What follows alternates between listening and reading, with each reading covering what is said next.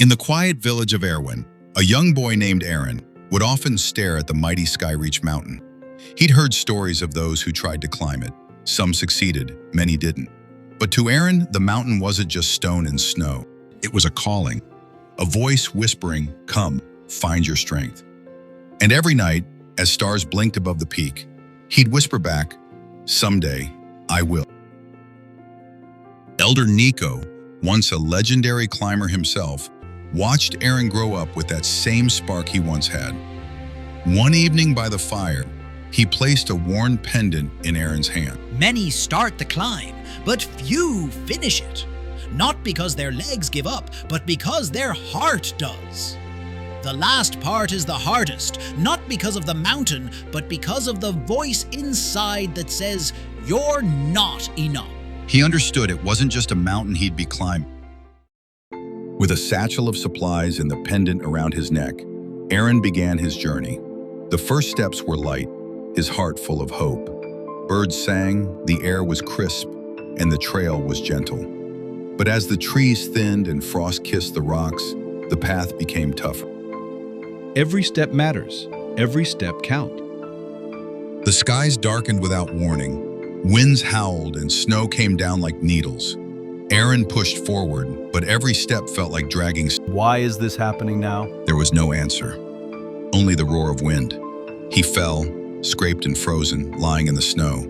For the first time he wondered, should I turn back? Stones. His fingers were numb, and fear crept in.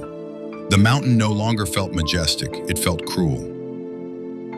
Lying still, the world blurry and cold, Arin saw something. Eyes glowing in the mist. A white fox, silent as snow, stood beside him. Sora. Whether real or imagined, she spoke with a voice that echoed within him. You are close, Arin. Most never make it this far. They give up right here, not knowing how near the top truly is. The mountain tests your body, but the final test is always your spirit. And then, she vanished.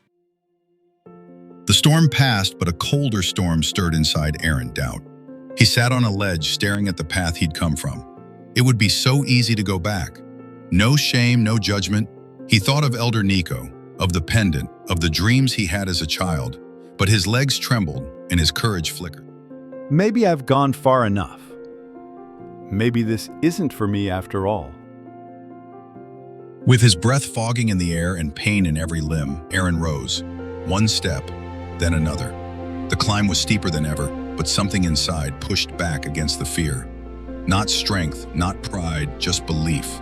The kind you don't even recognize until you need it most. The top was near, though it still seemed hidden in mist. And then, with one final step, his boot found level ground. He looked up, eyes wide.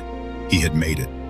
The sky was open, the world stretched below, and tears filled his eyes. Not just from the wind, but from the truth. He almost gave up, right before the summit. On the summit, Arin held the pendant close. He remembered every moment, every fear, every fall, every flicker of doubt. And yet here he stood, not taller, not stronger, but different, braver, wiser. He didn't need to shout. The mountain knew, and so did he. Thank you. He whispered, to Elder Nico, to Sora, to himself for not giving up when it would have been so easy to.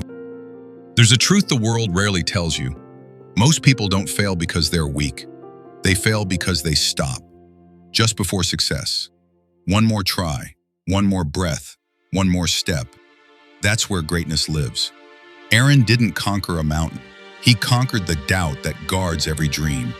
So when your path feels heavy, your legs too tired, and giving up feels easy, remember, the view is waiting, just one more step.